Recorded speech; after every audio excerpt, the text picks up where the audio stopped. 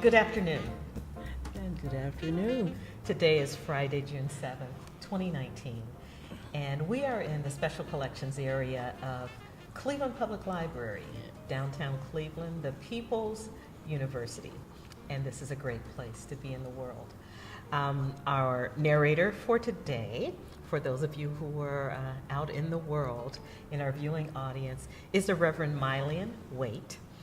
And her story is part of a larger research project related to a chapter that I'm working on. Our working title is Race, Religion, and Reconciliation: Academic Initiatives, Leadership Development, and Social Change. And I'm so very pleased to be here with you because I know you have expertise in each of those areas. And like me, you're an alumna of Cleveland State University. So thank you. So happy to be here, be a part of this project. All right. Well, I know you've had a chance to look at the sample questions, so I'd just like to get started by asking that you please state your name and your institutional affiliation. Yes, I'm Mylion Waite. I'm the associate pastor at the Antioch Baptist Church. And may I ask, please, how long you have been affiliated with Antioch? I've been a member at Antioch now, since about 1993. That's been a while. Okay. And in addition to your affiliation with that historic Baptist church here in the city of Cleveland, are there other professional affiliations that you'd like to mention on the record that might also come up over the course of our hour-long discussion today? Yes, I'm a social worker. My training there at Cleveland State University, my bachelor's, and then on to CASE for my master's. Then I served for 20 plus years as the associate director of the Interchurch Council in the capacity as director of Church and Society. In that role, I was responsible for the organization's programming, such as the homeless shelter, Zelma George Homeless Shelter, the Hunger Task Force, providing food for people in our community, Project Learn, and many other programs. But I think related to this interview has to do with the church and society aspect, where I was responsible for developing the council's positions on various social issues, such as poverty, welfare, criminal justice, South Africa, etc. Okay, thank you. Now, my next question on the list is there not to insult your intelligence, because based on that resume that you just shared with us, I know there are several fields in which you have expertise. But what would you say is your primary field of expertise? I never think of myself as being an expert. I have a number of passions, things that really drive my heart and my intellectual curiosity. And for many years, I focused a lot on women in poverty. Then I spent a lot of time on African American families. Spent a great deal of time researching and writing on health issues, and justice issues. And of course, I think partly related to what you're doing here was my concern with South Africa, the injustices that took place there, which then led to the creation of the Free South Africa movement here in Greater Cleveland. Okay. I want to thank you at this point in the interview for introducing the topic of South Africa, because again, it's a study in local history, but there's something that women in Cleveland taught me a long time ago. I want to give the credit to Ione Biggs, because I believe I heard her say it to me first, that we have to work locally and think globally. And that global perspective, especially in religious affairs and social justice affairs, is something that I have long associated with your home congregation, Antioch Baptist Church. Is it still appropriate to think of Antioch in those terms, that members of that church still care? Oh, members of Antioch do care very deeply about the world and the issues and the peoples of the world, absolutely. That has not changed. Okay, wonderful. Those are the things that I'd like to talk about today, but especially focusing on our connections to South Africa over the last several decades. So now this is more autobiographical, this next section, because we ask that you tell us a little bit about your early life and your parents' names and the like. That's one of the, something I like talking about. I grew up in Cleveland, actually on East 87th Street off of Cedar, just a few blocks from the church, and attended Cleveland schools. And my dad was a truck driver. My mom was a homemaker, and I have 4 sisters. In addition to that, church was always the center of our lives. Turns out that my mom became a minister and pastor when I was age 16. And so I learned a lot just being in church, watching my mom, not many women ministers at that particular time. As a matter of fact, she left the Baptist denomination because at that point they were not recognizing women as clergy, and she started her own church. And in addition to starting her own church, she was a social justice advocate. She was also a community of one, in a sense, of providing for people. I can remember my mom feeding people on the street without any government grants, without any type of outside assistance, but she made sure that people who were hungry, who came by, people actually knocked on her door and she would feed them. She'd walk down the street and she'd say, "Son, have you eaten today?" And they'd always somehow seem not to have. She'd say, "Come with me." And so I watched my mother being a person who didn't look for any accolades. She just did what she thought the Bible was informing her that she should be doing. And I think she was the greatest social worker I ever knew, in addition to being a wonderful pastor. And so my mom was my role model in terms of how you carried yourself in the community, being concerned for other people, and also striving, using all that you had to be the best that you could be, and always believing that where you felt you lacked, God was going to provide the other part. And so that's my how I think about my mom. And would you mind mentioning her name for the record? Lula B. Ford. Okay. Thank you. And I heard you say that your dad was a truck driver. Truck driver. Henry Ford, by the way. Oh, wonderful. Okay, a lot of history that goes with that name. All right. And were they both native Clevelanders? No, they both came from Alabama. He was from Union Springs, and my mother was from Montgomery, Alabama. And do you know what brought them to this part of the country? Yes, actually, they were part of that great migration from the South, coming, looking for better opportunities. And originally went to New York, and that didn't work, and went back to Alabama, and then came to Cleveland because we had a cousin who lived here, and said, "Come and I'll help you find a job," and that's what happened. Okay. Well, since the focus of our discussion and of this chapter too, that's a work in progress, is going to be leadership development among young people, can you tell me what it was like to come of age in a household where both parents are there, your father's doing an important job, your mother is leading a congregation, Yes. and then you become this leader?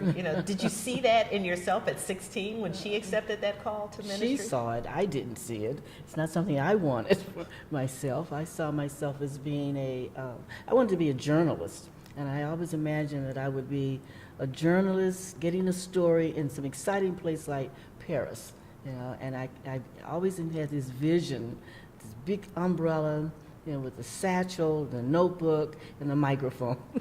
It didn't work out like that. But that's what I saw for myself. But my mom always said, God has a plan, He has a work for you to do. And later on in life, when I went to work for the Council of Churches, she would always say, God has a plan for you, has a purpose. So I said, I'm doing it, you know, I'm helping to feed the hungry, I'm housing homeless people. And so she said, that's social work, but there's something else He wants you to do. And so that always stayed with me. And then later on, I got the call to ministry, and she was right. Okay. She was right. And when did that call come for you? At what point in your life? Well, it started, I started hearing this as I worked with the council, and it became a part of my job to visit many churches, and I would speak at churches, talking about the work of the council. And then I was on a trip to the Philippines, and the people in the Philippines would come up to me and say, Sister, tell us the good news. Tell us the good news. And I kept hearing that over and over again. And so I thought they wanted to know more about what was happening in America. But in the quiet hours of the morning, I could hear God speaking and saying, I want you to be the person who speaks for me, to give the good news of Jesus Christ. It was so clear. And so I first heard that call in 1987. Later, when Reverend Mcmickle came to Antioch, he asked me, he said, what are you going to do about your call? And I'm saying, what call? He said, what are you going to do? And so we talked about it, and I thought, well, maybe I'll just check out seminary, but I wasn't fully committed to it. I wanted to teach Sunday school. And so he said, well, that's a good place to start. And then from there, it went on. I went to seminary, and he ordained me, licensed me, and then ordained me in 1995 it was, yeah. So, Okay. and that's a short story, but that's how it happened. Well, that's an incredibly rich story. You know, in I think 2 sentences, you introduced another important history maker to our conversation today, and that's the Reverend Dr. Marvin Yes. A. Mcmickle, Yes. longtime pastor of Antioch Baptist Church. Pastor, friend, mentor to so many. Okay. Yeah.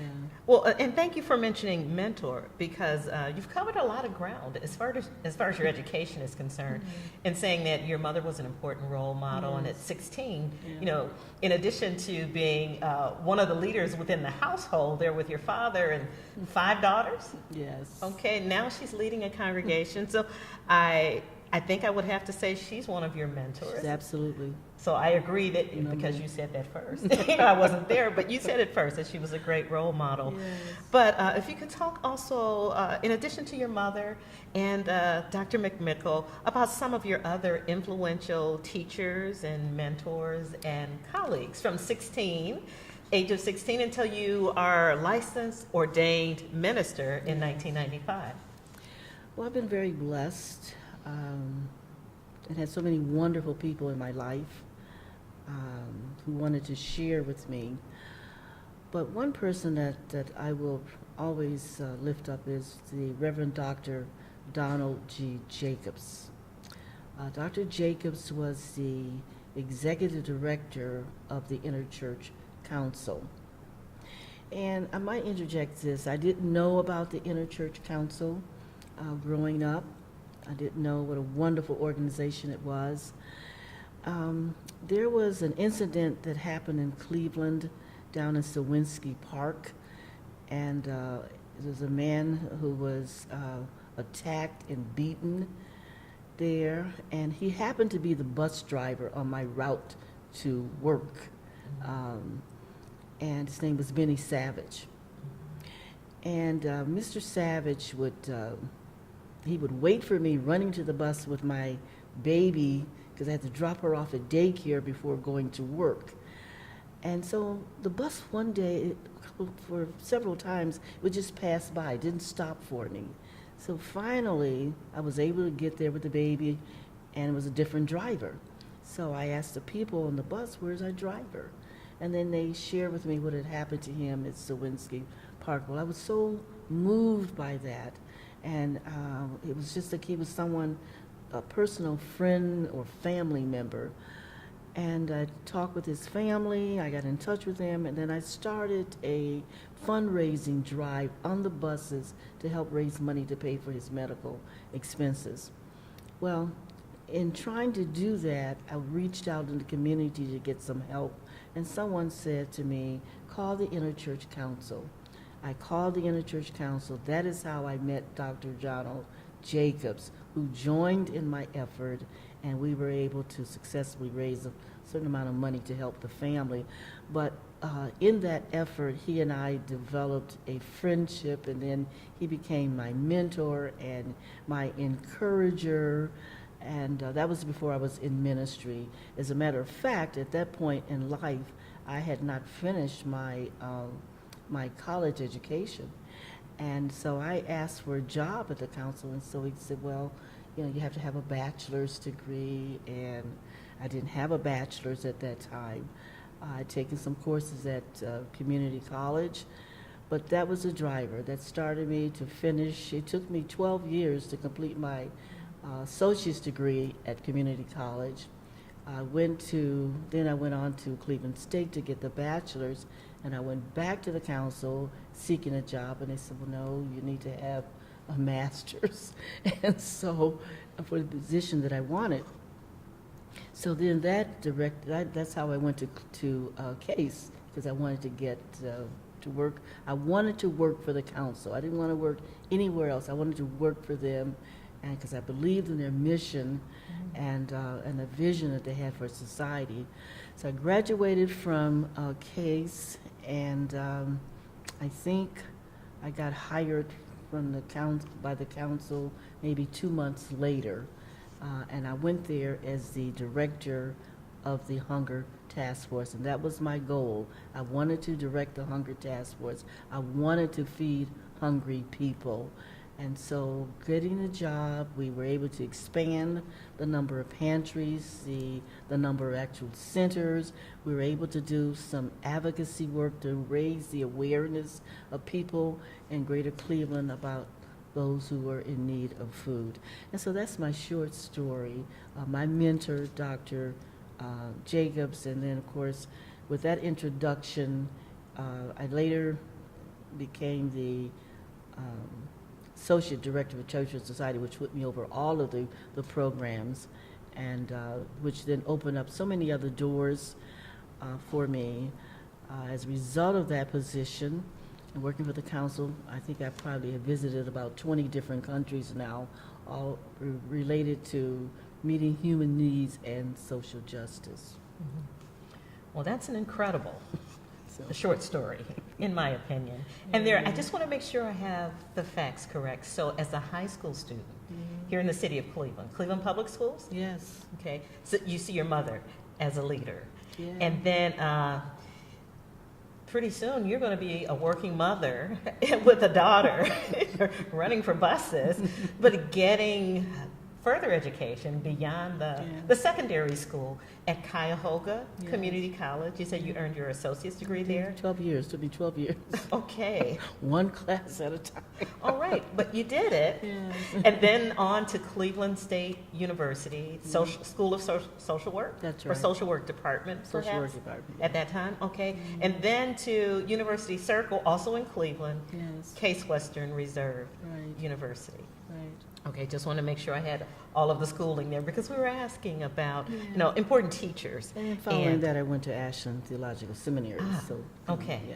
Thank you for adding that. Yeah.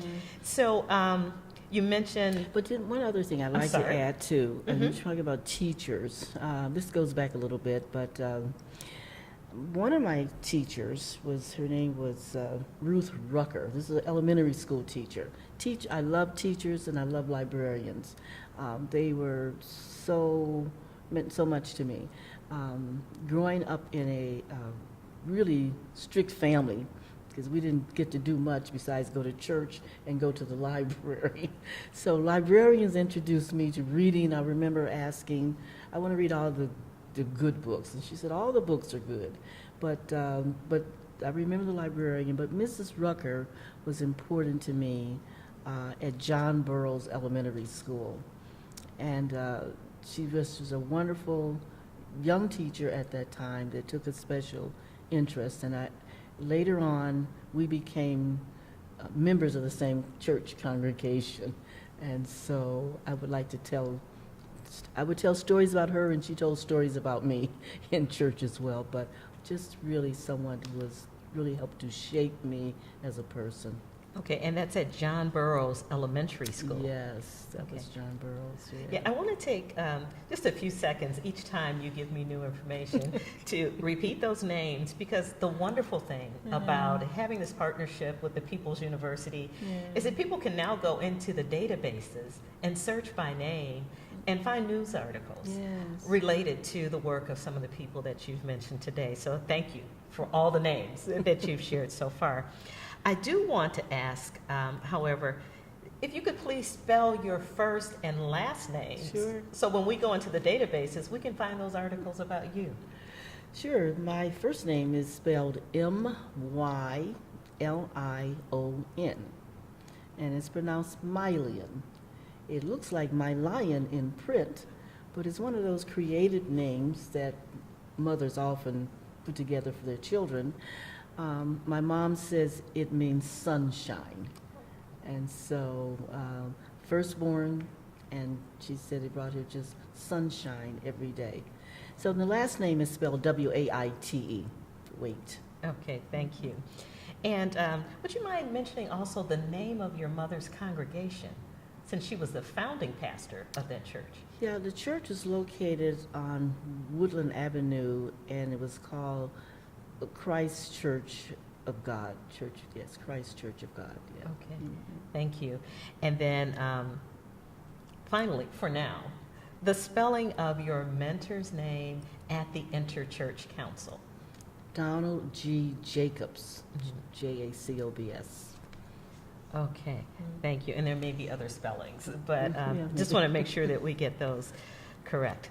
So, again, you're a lifelong Ohioan, Yes. native Clevelander, descended from Alabama migrants. You told us your family was part of that great migration to the north Yes. from the Black South.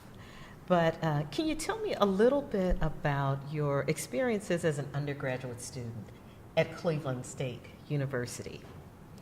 Well, probably it was not typical in that when I went to Cleveland State, I was married and I had a daughter, and I went to school part-time, and so it was taking 3 classes here and 1 class there, and getting back home to do all the other things, and so I didn't really have the typical college life experience, being an older adult and working, and because I worked part-time, went to school, and had a daughter, and so, but I did have some, the experience of having some good, I consider, good professors, the people that took time and just made coming to school, you didn't want to miss any classes, not because of the grades, but just because you knew it was going to be something exciting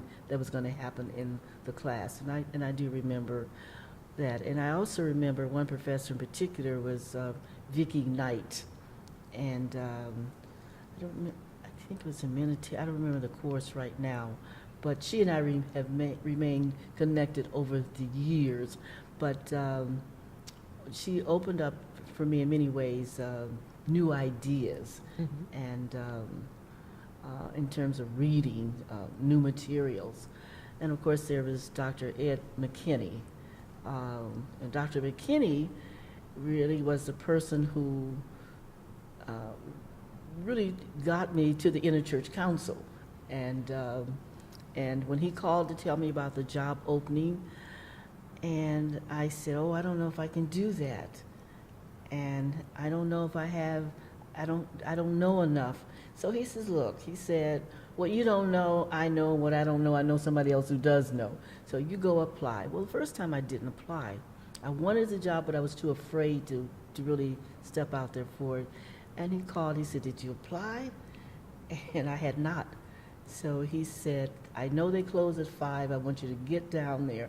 And I got there 5 minutes to 5, got my resume in. So Ed McKinney was always a very important person, will always be very important to me. And then, of course, there was Dr. Andy Edwards, and there's so many people, Dr. Maggie Jackson. There were just always someone there whispering, saying, opportunities are there, you can do it, you're ready for it. And so sometimes I think we think that we do things on our own, when you're looking back and you forget about all the other hands that were there, that were patting you on the back or whispering words of encouragement. And so it's good to have this conversation, because some of these things and people I haven't thought about in the last few years or so, but they were there. And wherever I've gone in life, they've been a part of it. Someone who will note-taking, reading certain books, reading the chapter before, the chapter afterward, how to phrase certain sentences in your writings. All of these people contributed, and there are many more, but their names come to mind right now. Mm-hmm. Well, thank you especially for mentioning the names of 3 incredible CSU faculty members in the social work department. Work, and of course, don't forget our friend at the Black Studies Department, Dr. Howard Mims. And Dr. Howard Mims remained a close friend. And after I was hired and I started to work in the world, I could call on him to come out to do a lecture to a particular group of folks, and he always said yes, always. And and the music that he introduced me to, and how to listen to music. Just wonderful. Some wonderful, wonderful people here in Cleveland. Everything does not happen in New York, as wonderful as that is, or, out in LA. We've got some incredible, gifted, exciting people here in Cleveland. Okay. Well, thank you very much.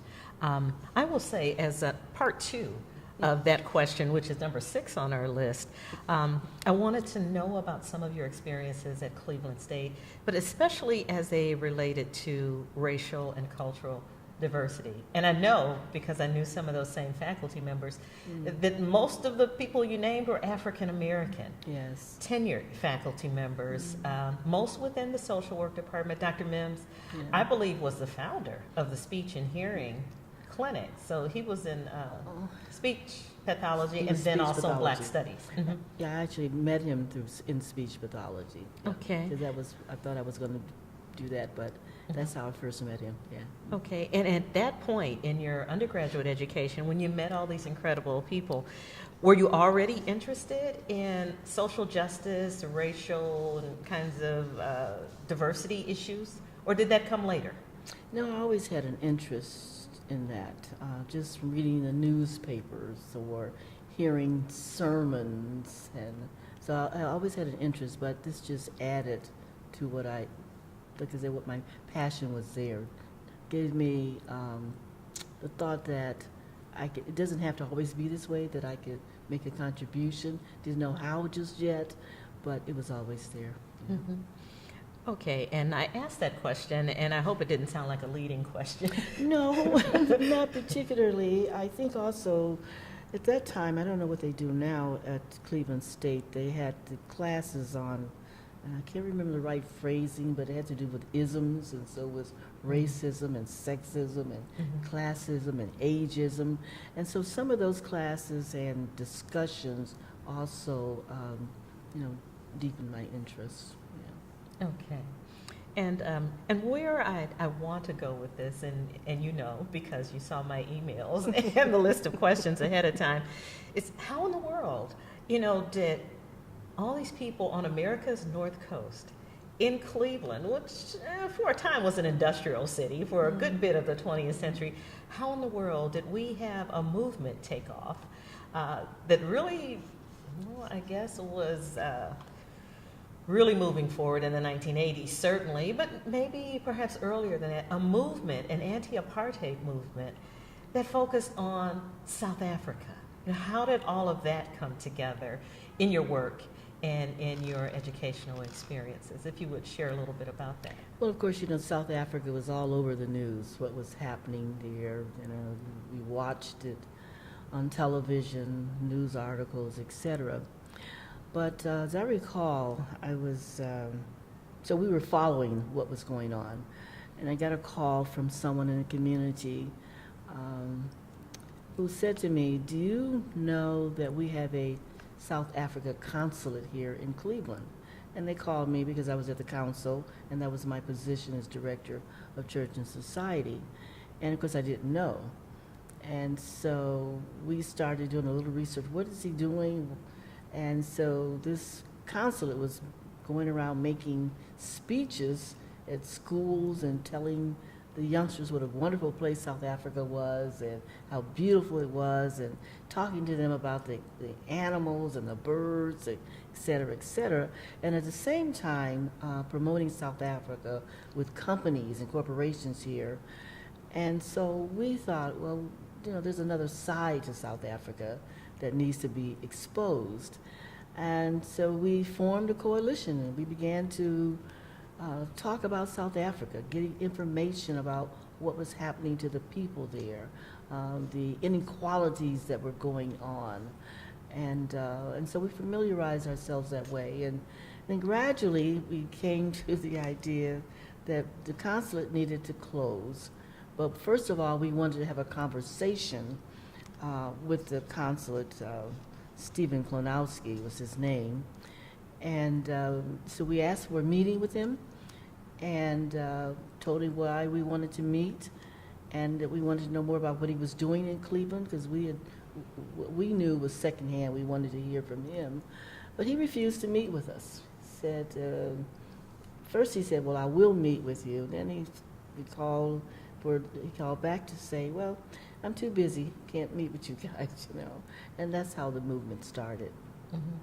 And when you say we, are you speaking now as a member of a congregation, as a member of the student body, or are you at the Interchurch Council? I'm at the Interchurch Council, mm-hmm. and we have, it's called the Church and Society Commission, okay. And that's where these issues would come before us. They would, I don't remember now how many members were on that commission, but people would bring issues to us, and we would discuss them, determine whether or not we wanted to take any action on them, determine if we wanted to do a position statement about it, if we wanted to do a press release on it, and that's how it started. Yeah. Okay. And may I ask also, just so we have a sense of where we are in the world, we're on America's North Coast, go a little bit further north, you're in Lake Erie. In fact, we can see it from this window here at the People's University. But as far as Cleveland State and its relationship to the offices for the Interchurch Council, where are you? Taking classes and then running to catch a bus to go where in order to get to the Interchurch Council? Well, by that time, by the time I got to the Interchurch Council, I did have a car. Oh, but the offices were located right across the street from Cleveland State. In addition to that, I was an adjunct professor at Cleveland State. I taught in the social work department. So that kind of came together. One of my fun stories is that when I went for my interview, this is going back a little bit, at the Interchurch Council, one of the questions at the interview was, do you have access to a car? Well, I didn't know how to drive, and I didn't have a car. And so I said, well, yeah, I have access to a car, because I was thinking that I can get a cab to do whatever. So when they called me and I got through the second interview, and they called and said they wanted to hire me, then I signed up for driving classes at Macy's at the May Company.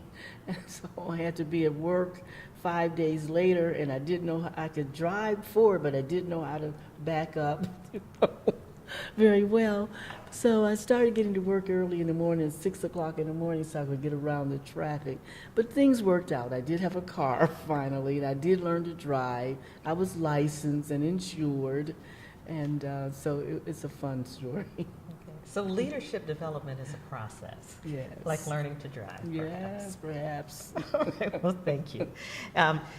it's important, for me at least, in trying to make sense out of this incredibly rich period in our history, to know that there are things happening right there in the CSU community at 22nd and Euclid. So there's Trinity Cathedral right across from Cleveland State, and the Interchurch Council is there as part of all of that as well. And I had to kind of piece together parts of that story, because there is a whole series of articles that appeared in the CSU, one of the CSU student newspapers, The Vindicator. And your pictures are there, and your name is there, Interchurch Council, and lots of other organizations mentioned. But there was one march that I was part of in the fall of 1985. Oh, boy. And I remember I was carrying my youngest son, who was born in September of 1984. Okay. And I said, I know Cleveland State students participated in this. I know that was the only anti-apartheid march that I participated in, and yet they couldn't find anything in the archives until we found, and this would have been October 1985, a 2-page spread, photographs from a march that you organized. And it was just, those were some heady times, but I remember Dr. Zelma George. Oh, yes, yes. Can you tell us about her? Because she wasn't walking much at that point in her life. But I remember for that march, as we organized, on the lower part of Euclid Avenue, probably around 22nd, between Fenn Tower and the Student Center. Sure. She pulled around in a scooter to lead that march. Because can you tell us what is happening in that era, in the mid-1980s, that got her engaged? Well, Dr. George was always out front on various issues. That she had been with the Job Corps Center, and she at that time was a part of the Interchurch Council. In this sense, we named our women's shelter after her, the Zelma George Shelter for Homeless Women and Children. So she was, always on the phone with me. We were talking about the shelter or, some issue related to women. And of course, when we got really into the South Africa movement, oh yes, she said I should, be a part of that. And of course, she'd had a lot of travel experience. She'd been a peace activist all of her life. And so this was a natural fit for her. And it was just incredible, though she was there in her scooter. And she stood as tall as anyone. She moved as quickly as anyone did, because she was just being driven from the inside to be a part of this. Yeah, peace activist. A peace activist. Yeah. And Sunday school teacher at Antioch Baptist Church. Yes. Okay. Incredible lady. That day I was just so impressed, and my son was a big baby. Impressed that I could carry him, from Cleveland State to public school. It's a long walk, Yeah, a mighty long walk. Yeah. But, well, one of the other things too is that in that organizing to free South Africa, one of the things we did as a part of the movement was to invite college students from around the state to come. And so Cleveland State, being our nearest college, we were just so thrilled that they had students and faculty who came out. But there were students from Oberlin, students who came down from Cincinnati, and a smaller Central State, etc. Ohio State students, and so they would come on a Friday evening. And every Friday, this is not getting ahead of your story, between 4 and 5, we picketed the Standard Building down on the corner of that was Ontario, and so we would gather there with our signs and our posters, and we would demand access to see Mr. Klonowski, but people just stood in solidarity and saying it's time to free South Africa. So this would have been the mid-1980s. Yes. Okay. I just want to make sure I have the timeline correct, because in addition to, those articles in the CSU Vindicator student paper, I came across another article with your name in the headlines, and that was in the Column Post, the largest and oldest Black newspaper Right. here in the city of Cleveland. Yes. And this one talked about your trial. Yeah. If you don't mind sharing a little bit more, Mylion Waite's trial related to her arrest. So, well, tell me about this peaceful protest and why you were arrested. Well, I was arrested. It was one of our Friday evening protests, marching around here on the corner, and it occurred to me. I said, I've been thinking about this. He's on the 8th floor. We're at ground level, and we're chanting and shouting, but he couldn't hear us on the 8th floor. And I remember that he had told us, well, in the end, just you can come see me anytime. So we wanted to go in to see him. So we entered the lobby, the Standard Building, and we were blocked from going any further than that. And so it was from that, we stood in the lobby saying, why are you here? We want to go see Mr. Kowalski. Well, you can't come in. Well, he told us we could come in. We just want to go up to have this peaceful conversation. So then they said, well, you need to leave. You cannot stay in the lobby. Well, we refused to leave. And you mentioned earlier Ione Biggs, who was there, who was a part of it.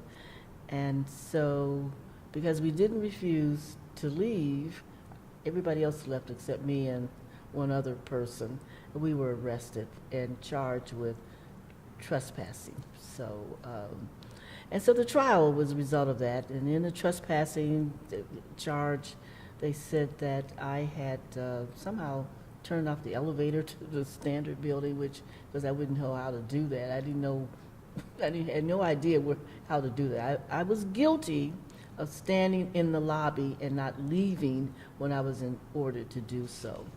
So, but I was arrested, and this was on television, evening news, and Carl Stokes, Judge Carl Stokes, was watching the news, and he saw me get arrested on a Friday evening. If you get arrested in Cleveland on a Friday, you're in jail until Monday because everything closes down.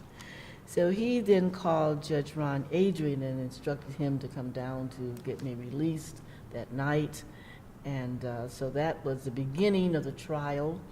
It turns out that I had to get an attorney, and I had James Hardiman and Jim Alexander as my attorneys, along with Stan Tolliver.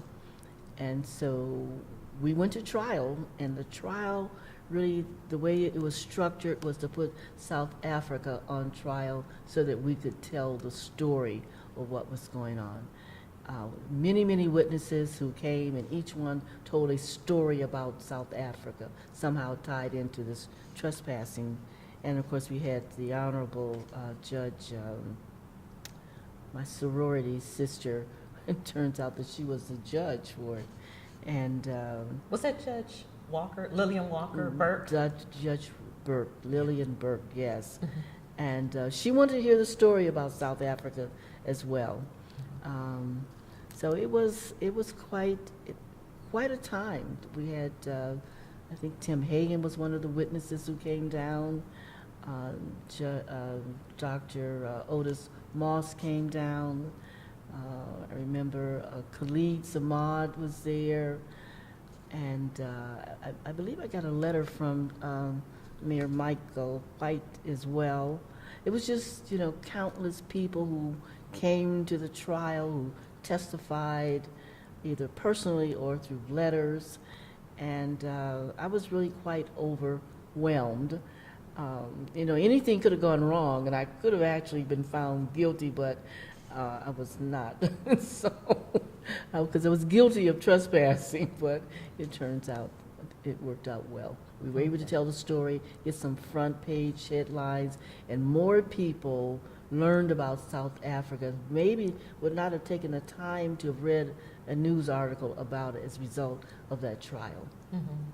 Yeah, that's quite an impressive list of history makers Yes. who were there as character witnesses Yes. or just witnesses to history. Yes. History yeah. makers in their own right, but recognizing that you're a history maker too. That was a part of it.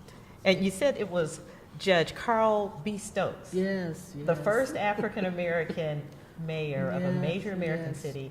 I really wanted to say that on the record because there's some other cities who want to claim that for themselves. Yes. I think he was first in 1967, Yes, he was. but he knows your Incredibly. name. Knew my name, and it was just incredible.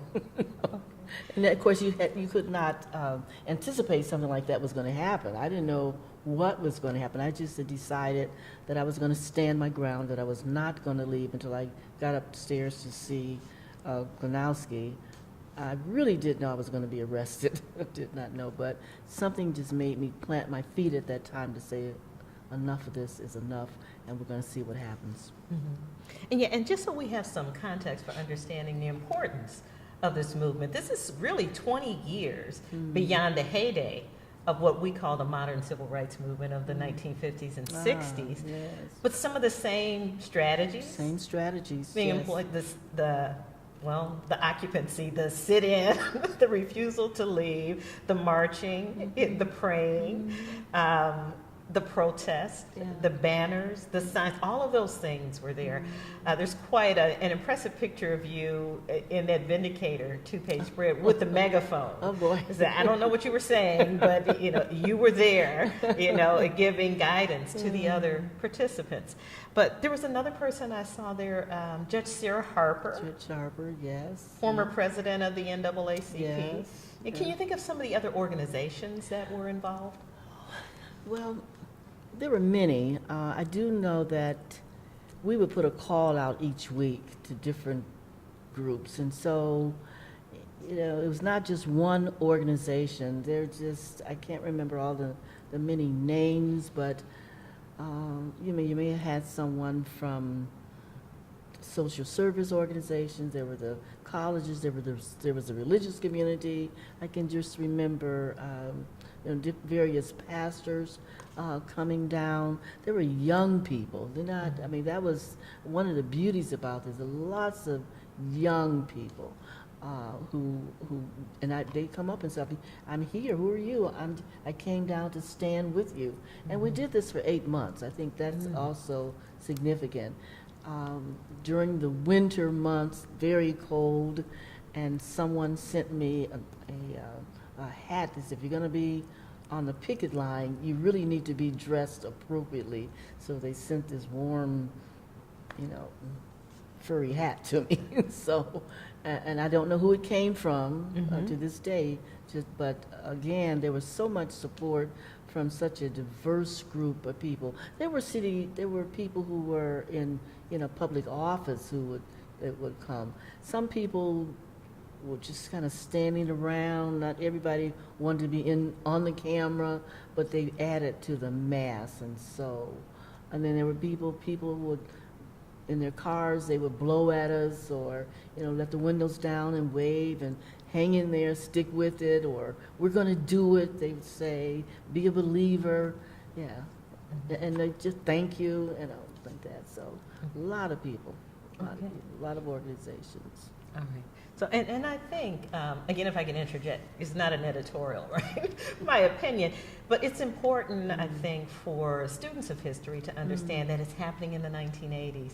Because I'm guilty, as one of those former faculty members at Cleveland State, of teaching that the civil rights movement and the social justice movement, that was from the mid-1950s to 1968 when Dr. King was assassinated. Yes. But it looks like some of the same things are happening in the 1980s during this anti-apartheid movement. So thank you for sharing information about that. So I want to not shift gears, but just look at what's happening in a different part of the world. Because we read those articles, maybe we participate in a march or two. You were there for the long haul, for 8 months. For one particular movement protest at the Standard Building in other areas of the city.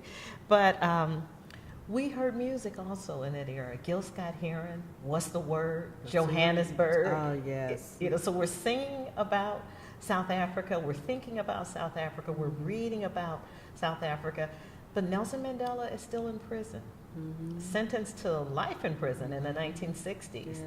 And were you optimistic? I want to ask, in the 1980s, that he would be set free?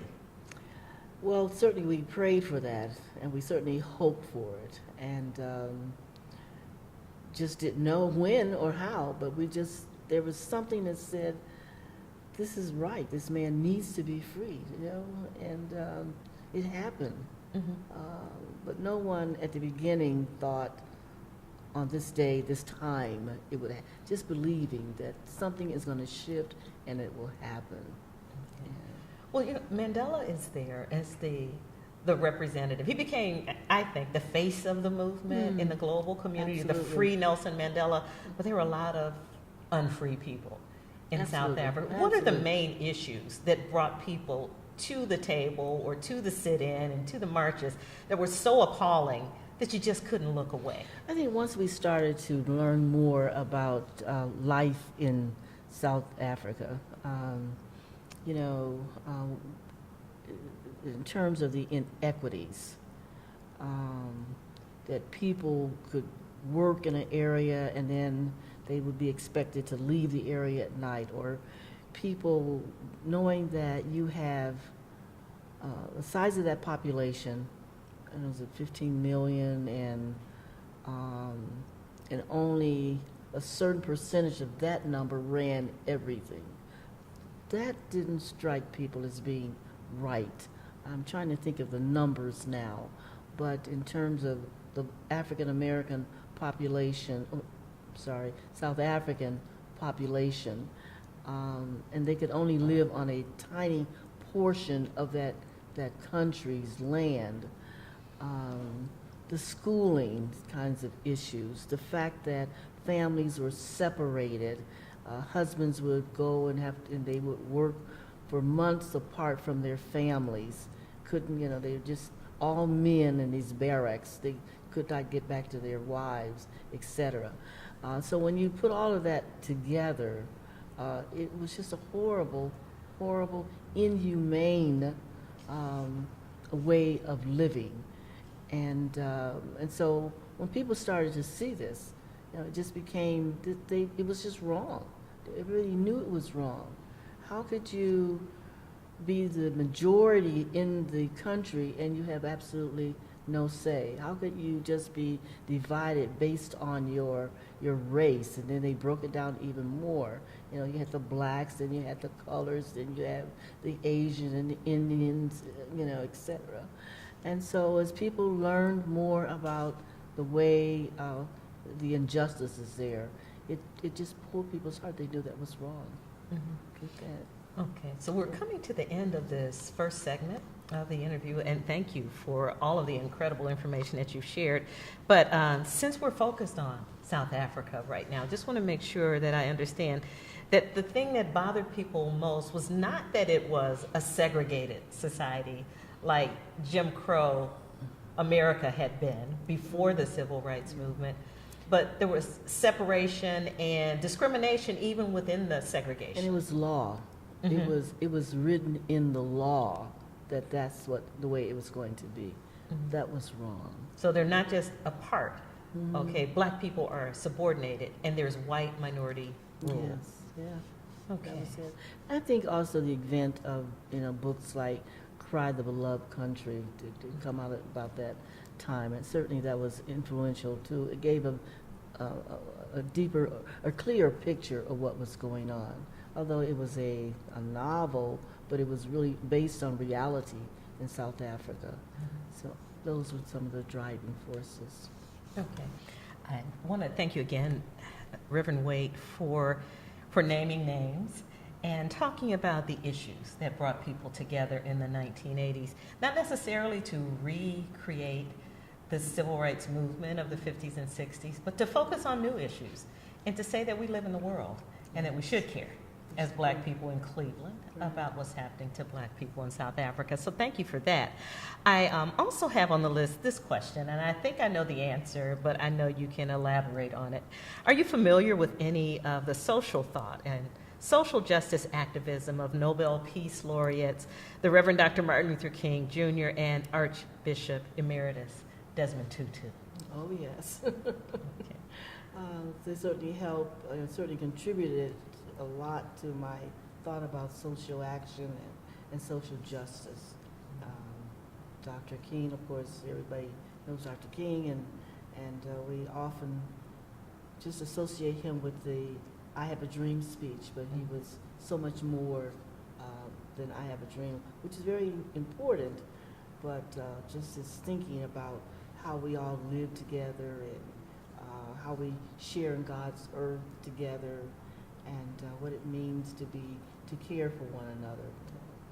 So Dr. King certainly, and of course Bishop Desmond Tutu, and he has us, I believe, talking more about reconciliation and forgiveness, and how important it is for us to forgive one another, and it's not just a one-sided venture. And if we're going to live together on this earth, it requires that we live in forgiveness, so that we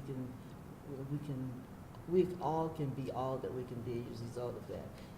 So you can't just go on, pretend that things didn't happen.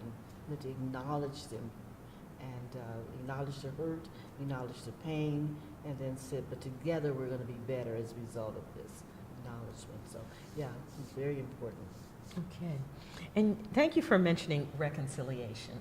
Again, we disagree, in those heady times about how things should happen in South Africa. What's to become of the blacks and the whites in that country if apartheid is done away with? Can the country move beyond its racist past? But there was, in South African history, this Truth and Reconciliation Commission. Can you tell me what you know about that? Do you have any personal experiences? Well, actually, when I was visiting South Africa, I was able to sit in on one of the hearings, and honestly, I didn't really believe that it would work. I couldn't imagine just sitting there talking about the past and how one group of person, or the individuals, because they actually came and they testified about what they had done wrong. They testified about the pain that they had caused others. And so I was thinking to myself, well, how is that going to make things better? But I realize now, in hindsight, it did help everyone to move on. The perpetrators of the pain and the violence, and then, of course, the victims, to be able to hear those perpetrators say, I did these things to you, and now I regret doing those things. I'm in a different place now, and I see how I impacted your lives. And then for the tears of the victims, just who could say, I lost a mother, or I lost a child, and I forgive you, because in my forgiving, I'm making for a better world. It took me a while to really understand what Bishop Tutu was trying to get at when he put together this reconciliation hearing, but it was a wonderful thing. Many people didn't think that it was going to work. They just couldn't believe that there would not be any violence, that if you get a chance now, you're going to go out and get revenge. And people were saying, no, I don't want revenge. I just want us to live together. And I thought that was great. So was the motivation primarily religious zeal, or was Bishop Tutu there just, I think he calls himself a rabble-rouser for peace, but was it the movement of the church? Was it the Anglican Church? It was, he talked about morality, the morality of it all.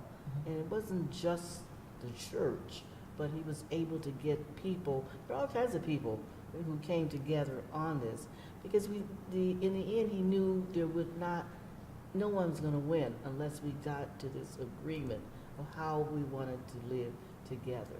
So it was not just the Anglican Church. Okay. And I wanted to thank you also for mentioning the violent aspects of what became a global movement, because I framed my question in talking about these two Nobel Peace laureates, Dr. King, who died violently, yes, he did, and Bishop Tutu, who's still alive, lived to a ripe old age. I think he's in his 90s now, just getting into the 90s. But Nelson Mandela, with the ANC, the African National Congress, was a leader of a nonviolent movement initially. and then they raised an army. They raised an army. Yeah. So did They you raised face an any negative criticism because of that, because the movement had violent components also? Yeah, that was a hard truth. And as a matter of fact, they had to talk about, they being the ANC, also had to talk about what they had done that was wrong. They did wrong things to Africans as well. And so that was very, very difficult. Maybe in some ways it was more difficult to forgive them than it was the white African Americans, because they were blacks with crime against blacks. But in their situations, I remember them talking about the necklace, where they would put these tires on people's necks and set them on fire. Just a horrific image. But people had to get past that as well, knowing you cannot move ahead with all of this hatred there. You have to let it go. If you expect to live till tomorrow and the days beyond that, you've got to let go of that horrible past. And they did. Build on it. You know, you never, even as he talks about forgiveness, it never goes out of your mind, the wrong that was there, but you have to get to a place, yes, that did happen to us. It was a terrible time, but we want a better tomorrow. And so for that reason, we're going to move on. Okay. Yeah, I just in reading Nelson Mandela's autobiography, because I read at it, and then I watched the movie, which isn't the same as reading the book. Back in the day, we could say reading a book like that is like reading a telephone book, but who has a telephone book anymore? Everybody has a cell phone, but it's a thick book. Yes. And it's dense because there's so much history. But one of the things I took away from that reading was some important lessons about how diverse black people are. You know, it wasn't just black Africans against the white minority. No.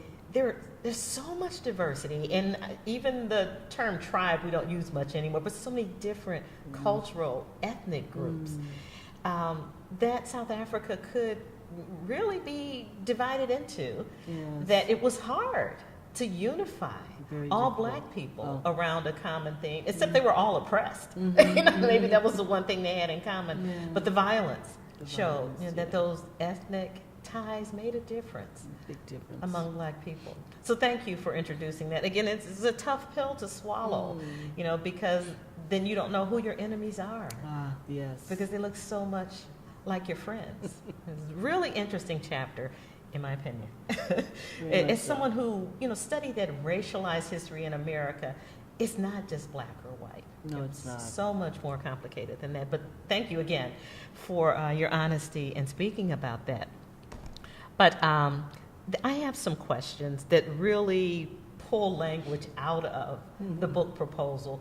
The publication that we are working on the proposal went to a South African press. Okay. And so you'll see the different spellings. Those are not misspellings. Okay. It's just, you know, the influence of a European way of speaking and writing English as opposed to my Black American way of doing it. And maybe an academic sort of, there is no standard English, so I'd have to put that in quotes too. Okay. But that's what the quotation marks are about. But I'm getting to my last 4 questions now, so we can, we're in the home stretch. To your mind, how can a consideration of ideas that are rooted in or related to religious or spiritual traditions enhance or hinder the development of student leadership and post-secondary learning in what constitutionally is a secular society? You know, that we believe in the separation of church and state, but are there lessons that potential student leaders can learn from the book? You know, whether they're looking at Old Testament or New Testament, but religion in a secular society as far as leadership development is concerned. Well, if we would take the time to read the book, there would be many lessons on leadership that would come out of that. And then I think it's something very simple in terms of relating to people, dealing with people, and that is, we could just get the simple lesson of treating people the way you would want to be treated. We can get that across. What would you teach your 6-year-old. That is so basic. And so I think as we're developing leaders, they have to be grounded in something. And so I'm being clergy, my perspective is we want to ground them in the Word of God. Now, I recognize that in every audience that probably will not go over very well, but it's where I stand. And so I'm going to always direct people in that direction. You know, when I talk about these people, the book, which perhaps more of us in that community should read, I'm talking about the Hebrew Bible and the New Testament and the life of Christ and his teachings, but perhaps also about members of the Muslim community. Can you tell me, was there religious diversity represented in that movement that you led? Oh, very much so. But we certainly didn't do any identity cards that asked people what religion or what faith they were from. But just as we knew people, there were people from the Jewish community there were Catholics there were Muslims there. You know, people just came from wherever they were in life and whoever they were. And so you would, you know, the only way you knew about it if somebody shared with you that they were from such and such synagogue, or they would maybe talk about their imam or something like that. It didn't matter because we were humanly united, and that is what really came across. There was no class divisions on that picket line. We were all united for a particular cause. And there were people who, they were not all poor people, you know, not all rich or middle class, but united in the fact that an injustice was occurring and that it needed to be eliminated. Okay, thank you. And then these final questions are from the editors of the proposed book, and I'm going to claim it, the book that will be published, about leadership development and South Africa working in partnership with folks like the ones who are students and also educators at Cleveland State University, one of the partner institutions with the University of the Free State, where the Global Leadership Summit was born in the second decade of the 21st century. But in what ways can the personal transformation of students influence the transformation of higher education institutions? I think one thing is that I've observed immersions into activities and actions, immersions into diverse cultures and immersions into different situations. And by that I mean it has to go beyond just reading about it in a book. You know, sometimes you get an assignment and you do the research on it and you get the right number of pages, you get it all documented, but has it moved the person to think differently? And so, and maybe it does not as a result, because it never got to that feeling part. So I think that one thing that we should be about is encouraging our students to experience the other. And that's what one of the things that will always be dear to me is the opportunity to have traveled, not as a tourist, but actually to be immersed in cultures, so I can hear from the mothers and the fathers and talk directly to government leaders, etc., and read other newspapers, not just your local newspapers. And I think those are the types of things that will help transform students and also help them to see themselves in a different place. I'm not the person that's being victimized or acted on. I actually do have some thoughts about something that I can stand up and I can speak about. I can write a letter, and then pretty soon someone's going to hear what you're saying, and thus emerges the leaders from there. And I believe you shared with me, this might have been before the camera was turned on, that you traveled to South Africa for the first time in 1997. Yes. So that's in the era of President, no longer in prison, That's President right. Exactly. Nelson Mandela, who Yeah. came home after 27 years. Did your thinking about the nation change before your protests are in the United States, but now you're on African soil? Did your perspective shift at all, being there in an African context? Well, it was a beautiful country, I'll tell you that. I actually visited Robben's Island and went to Nelson Mandela's cell where he had been housed all those years. I appreciated what I experienced was the openness of the people. I traveled from one end of the country to the other. I mean, I love Cape Town, just the most beautiful place. I liked meeting with the women of Soweto and watching them in their entrepreneurial efforts, creating small businesses, feeling very hopeful. I went to daycare centers and I could hear teachers saying, that's going to be our next president over there. And I suspect that they probably weren't always able to say that. And so, and then I met with young people, I mean, who really were getting the handle of governing, what this means to be, we are now in charge. It doesn't, and to have them say to me, it's a lot harder than we thought it would be. Now that we are in charge, we can't just snap our fingers and make things happen. So they have to learn to work together. Again, crossing some of those new barriers, in terms of dialects or working with people from different areas of the country, but working together towards a goal. And so being there, I was excited that they were excited about what the possibilities of the future could be for them. And so, whereas I thought it was a huge country, which it is, but they didn't see it that way. This is our country, this is our space, and we're going to make this wonderful, wonderful this place to live. And we're going to show the world.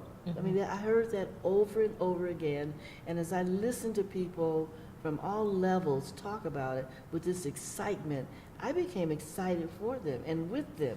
So it was good. Okay, thank you. And then, how can institutions take global learning initiatives to scale? You talked about the importance of immersion, in addition to the research and all the reading. But in terms of the number of participating students in partner universities, how can institutions take global learning initiatives to scale, to influence the institutions systemically? I think what you're doing, I mean, just to have these exchanges with other countries and other universities, and giving our students the opportunity to actually study someplace else and to live there and come back and share those experiences. I think that means a lot. There is nothing like, I think, an international travel. Just nothing like it. And to sit in a classroom with students from another country, to see how they're being taught, what they take away from it, what we can bring back to our country, and that what we have to share with them as well. I really would promote that as the way to do it. We need to have these annual international opportunities for learning for students. Okay, thank you. On behalf of the Fulbright program, I'm doing it as an individual, but I want to give credit to some of those forward-thinking people at Cleveland State who thought that this was a good partnership for us to be part of, and especially to Dr. Njeri Nuruhome, who was vice president at the time that our CSU delegation went to South Africa. And when we were planning all of this, 2011, 2012. It was a great experience, so thanks to her. And finally, the last question here, what is the reciprocal effect on higher education institutions collaborating on global learning initiatives, especially if these institutions are from different continents in the world? What's the effect? What are the takeaways? our world becomes bigger. It becomes bigger. Our outlooks become bigger. We're not just only concerned with ourselves and our self problems, where we live. It becomes, again, the attention. We're all in this place together, and we've got to make it work for everybody. I think that's what happens. And with that, I want to say thank you again for agreeing to be part of this research project. Thank you so much for all of the names, and I'm hoping that you won't forget about me when you leave here today around 3 o'clock on Friday, the 7th of June, 2019, because there are other people that I'd like to speak with. I'm so moved by the work of people like Reverend Dr. William Barber, and how he says we need to have these dialogues, not just in the halls of the People's University or the public libraries, but in the public square. Yeah, absolutely. We need another movement. Absolutely. Well, he's doing his part, so Okay. we've got to join and help him with that. He really is. They just finished that Poor People's Campaign March recently, so I get emails from him almost every day, Okay. talking about it. Okay. Let's join him. All right. This is great. Thank you so much. Thank you.